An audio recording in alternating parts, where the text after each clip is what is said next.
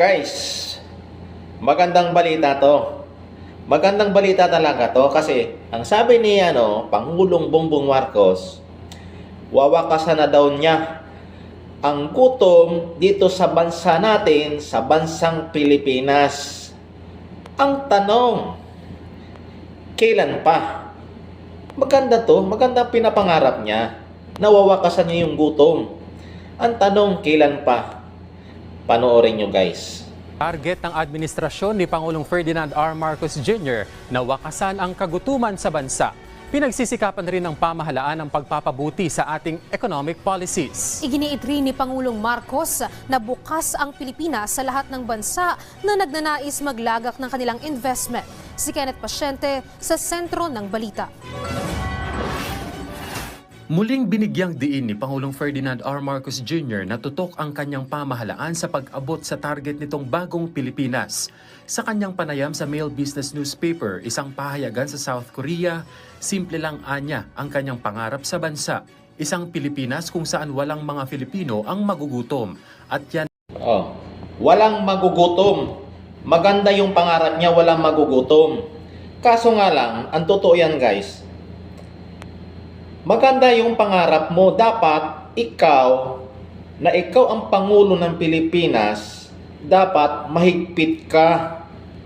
Huwag mong hayaan ang mga tao mo na puro ka lang salita, tapos yung mga tao mo naman ay ngawa ng ngawa at hindi tama yung ginagawa sa bansang Pilipinas. Dapat mahigpit ka. Katulad kay, sa totoo lang, si Pangulong Duterte talaga, mahigpit yun. Sinabi pa nga ni Pangulong Duterte na magre-resign siya kapag mayroong kurap sa kanyang kahit anak niya. Pero hindi nangyari ang ganun. Talagang siya ang doon, siya talaga ang namumuno. Yung kabinete niya talagang pinupulong niya. Kung makikita mo doon, siguro every week nga yata yung pinupulong niya. O ito, ano ba ang nagawa mo? O ito ba ang, nyo ba ang nagawa mo?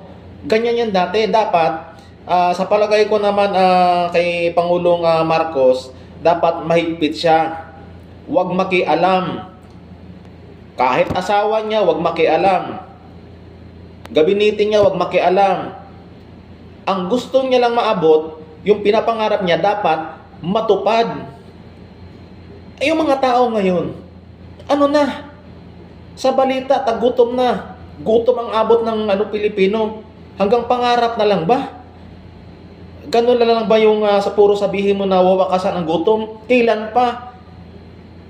2 taon na, mag-2 taon na yung panunungkulan mo. May 4 ka pa na taon na natitira. Pero hanggang ngayon, anong sigaw ng mga Pilipino? Gutom. Dapat niya maging mahigpit ka. Kung gusto ng halimbawa na mayroong mga against sa panukala mo na ganun, dapat mahigpit ka, hindi yung sunod-sunuran ka. Yan ang ng mga tao sa'yo. Yan ang nakikita talaga sa'yo. ang kanyang pangarap sa bansa. Isang Pilipinas kung saan walang mga Filipino ang magugutom. At yan anya ang sinisikap na maabot ng administrasyon. Ipinunto ng Pangulo na hindi na maaaring bumalik sa dati ang Pilipinas at gawin ang mga nakasanayan nito at umasa sa magandang resulta. Dahilan anya kaya tuloy ang pagsusumikap ng pamahalaan na baguhin ang paraan kung paano makipagnegosyo ang Pilipinas. Yan anya ay sa pamamagitan ng pagpapabuti sa economic policies para sa mas mataas na investment at kalakalan. Kaya umaasa ang punong ehekutibo na mababago ang Pilipinas para maging handaan niya ito sa susunod na 50 taon. Magiging posible anya ito dahil sa Filipino workforce na pinakamalaking asset ng bansa. Tutok din anya ang pamahalaan sa digital space at target na sanayin ng mga Filipinong manggagawa para maging handa sila sa modern labor market. Sa naturang panayam, inihayag din ni Pangulong Marcos Jr. ang matatag na diplomatic relations ng Pilipinas at South Korea. Kaya tuloy ang pagsisikap ng dalawang bansa para mas maitaguyod pa ang ugnayang ito na kapwa mapapakinabangan ng Pilipinas at SOCOR. Sinabi pa ng Pangulo na itinutulak ng bansa ang mas malawak na pakikipagkalakalan sa SOCOR na makakapagpalakas pa ng kooperasyon ng dalawang bansa. Katunayan, umaasa si Pangulong Marcos Jr. na mararatipikahan ngayong taon ang Free Trade Agreement ng SOCOR at Pilipinas. Ang FTA ay kasunduan sa pagitan ng dalawang bansa na magbabawas sa mga hadlang sa imports at exports sa pagitan ng mga ito. Giit ng Pangulo, natutunan ng Pilipinas noong panahon ng pandemic kung gaano kahalaga ang kalakalan para Alam nyo, mapanatili guys, ang sa supply totoo ng mga lang, pangangailangan ng publiko. Sa ibang bansa, talagang kung sinabi mo na halimbawa makipag kasundo ka sa ibang bansa, ang ibang bansa, walang problema. Mahigpit sila doon sa gobyerno nila eh. Mahigpit sila.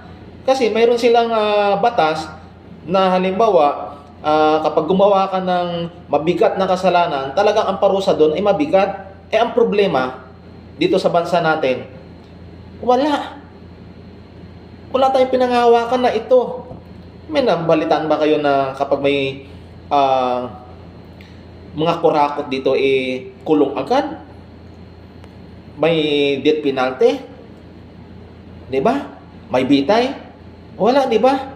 Yan ang problema dito sa Pilipinas. Kaya sila, magaling sila magpaikot-ikot sa batas ng Pilipinas. Kaya ganun kasi walang nakukulong. Kunting bigay doon, kunting suhol doon. Tikob ang mga bibig nila. Yan ang totoo. Kaya dapat, may dapat yung Pilipinas ngayon, kaya ang iba, tingnan mo mga ibang bansa, yumayaman kasi mahigpit sila sa kanilang batas. Pag sinabi na ganito, gagawin nila. Dapat ganun tayo dito sa Pilipinas. Ganun dapat na